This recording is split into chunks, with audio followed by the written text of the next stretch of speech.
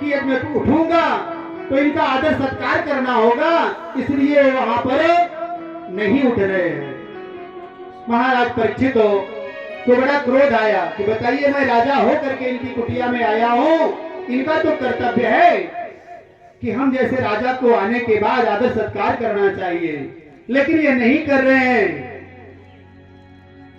पास में पड़ा हुआ देखे कि एक सर्प पड़ा हुआ है और धनुष कोटि से उठा करके उस सर्प को समीक ऋषि के गले में डाल देते हैं। कहते हैं देखते हैं कि असली है कि नकली है। असली और नकली की परीक्षा करने के लिए आज उस कलयुग के प्रभाव से उनकी बुद्धि भ्रष्ट हुई और उन्होंने सर्प को गले में डाल दिया। समीक ऋषि तो ध्यानमग्न थे, उनको कोई परवाह नहीं।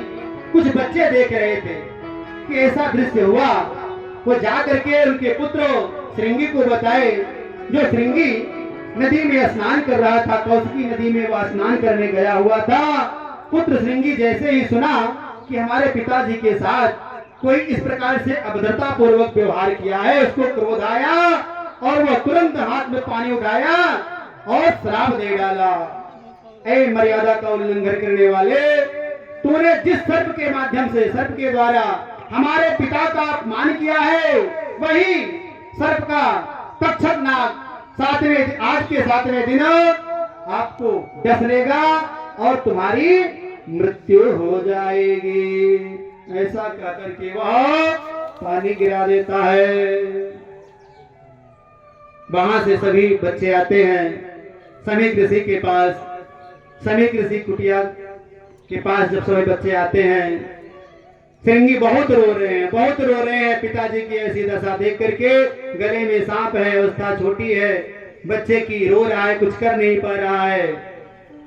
महर्षि के ध्यान टूटे, देख रहे हैं कि हमारे गले में सर्प पड़ा हुआ है। सर्प को उठा करके फेंक देते हैं। आओ बेटा, क्यों रो रहे हो, क्या बात है? श्रृंगी इतना रो रहे थे, उनसे कुछ बोला नहीं जा रहा था, कुछ कहा नहीं जा रहा था, लेकिन और बच्चों ने सारी बातें बताई। सारी बातों को सुन करके समीक ऋषि ध्यान लगाए और देखा कि मेरे साथ क्या हुआ। ध्यानावस्था में बोले, बेटा तूने तो बड़ा ही अनर्थ कर दिया, ऐसा राजा फिर नहीं होगा। ये तूने क्या कर दिया, बिना जाने समझे श्राप दे दिया, इतना कठोर श्राप। बेटा तूने बहुत अनर्थ कर दिया, ठीक जा। तुरंत वहां समीक ऋषि जाते हैं और राजा परीक्षित के महल में तुरंत पहुंच करके उनको सूचित करते हैं, राजन ऐसी ऐसी भूल हुई है। बोले महाराज, जब राजा परीक्षित घर लौटते हैं, अपना मुकुट उतार कर रखते हैं, उनको खुद आभास होता है कि मैंने बड़ा ही भारी अपराध कर दिया। संतों का सदैव सम्मान करने वाले हमारे कुल खानदान में, परिवार में हम इतना ज्यादा ब्राह्मणों का सम्मान करते हैं, फिर आज मेरी बुद्धि ऐसी क्यों हो गई? समीक ऋषि बोले, इसमें राजन आपका कोई दोष नहीं है, मैंने सब देख लिया, सब जान लिया। कलयुग के प्रभाव से वह कलयुग आपके मुकुट में प्रवेश कर गया था, इसी प्रभाव से आपने ऐसा किया है। लेकिन अब होनी को कौन टाल सकता है, होनी बरियार होती है। महाराज आपसे निवेदन इतना है, अब कोई नहीं बचा पाएगा आपको। आज के 7वें दिन आपकी मृत्यु हो जाएगी। इस 7 दिनों में आपको जो भी करना हो अच्छा कर्म कर डालिए। महाराज परीक्षित कहते हैं, मेरे साथ जो हुआ उचित हुआ, मैंने इतना घोर पाप किया था तो निश्चित रूप से मेरे साथ ऐसा होना था। अब सभी लोग सुनते हैं कि राजा परीक्षित को श्राप मिला है। सभी ऋषि मुनि राजा परीक्षित से मिलने के लिए आते हैं और उनसे मिलते हैं। जितने भी सिद्ध कोटि के महापुरुष थे, सबके सब परीक्षित के पास दौड़े दौड़े आते हैं और सम्राट सबका विधिवत पूजन करते हैं। सबसे एक ही बात जानने की इच्छा प्रकट करते हैं। कहते हैं, प्रभु, ऐ ब्राह्मणों, ऐ मुनियों, ऐ ऋषियों, आप सिर्फ मुझे यही बताइए कि 7 दिनों में ऐसी कौन सी कार्य किया जाए, ऐसा कौन सा दिव्य हवन यज्ञ किया जाए जिससे कि मुझे मुक्ति प्राप्त हो सके। श्री सूत जी महाराज बोले, भगवान व्यास पुत्र, मानव भक्त की रक्षा करने के लिए भगवान ही व्यास नंदन श्री सुखदेव जी बन करके प्रकट हो गए परीक्षित के बीच और तुरंत खड़े होकर के परीक्षित ने सुखदेव जी महाराज को साष्टांग दंडवत प्रणाम किया और परीक्षित जी कहते हैं, ऐ प्रभु मैं आपको देख करके धन्य हो गया। महाराज केवल एक ही बात मैं जानना चाहता हूं कि इन 7 दिनों में मैं क्या करूं जिससे कि मैं मोक्ष को प्राप्त हो सकूं।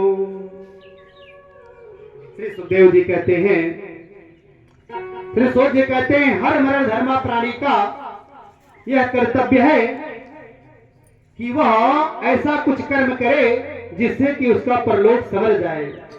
ऐ राजन, आपने बड़ा ही सुंदर प्रश्न किया है।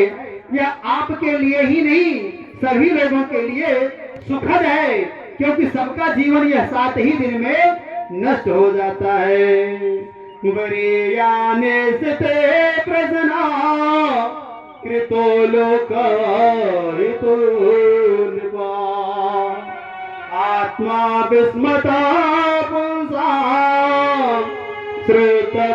श्रोतव्यादेशु अपरा श्रोतव्यादेशु अपरा। अरे परीक्षितो, तुमने लोक हित के लिए बड़ा ही कल्याणकारी प्रश्न किया है। यह भागा जीव मोह ग्रसित हो अपने बारे में इसे सोचने का समय ही नहीं रहता है। हमेशा यह दूसरों के बारे में ही सोचता रहता है, मेरे बाद इसका क्या होगा, इतना बड़ा मेरा कारोबार है कैसे चलेगा, मेरा इतना बड़ा परिवार है कैसे चलेगा, मेरे इतने बच्चे हैं ये कैसे चलेंगे, क्या करेंगे। अंतिम समय जीवन का आ गया और फिर भी दूसरों के बारे में लोग सोचते रहते हैं।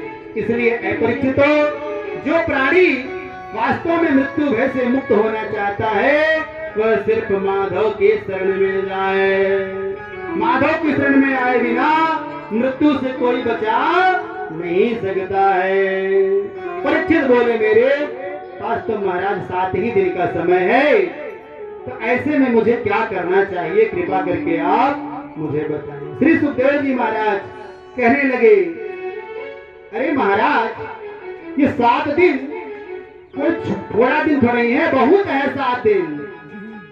अरे संसार में 2 ही प्रकार के आनंद होते हैं, एक विषयानंद होता है और एक ब्रह्मानंद होता है।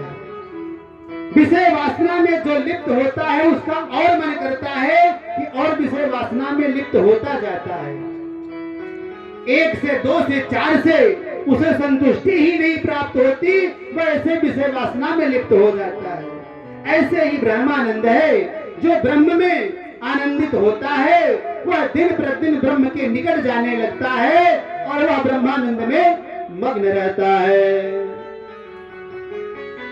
हे राजन, कल्याण चाहने वाले के लिए एक मुहूर्त ही बहुत होता है, आपके पास तो 7 दिवस है।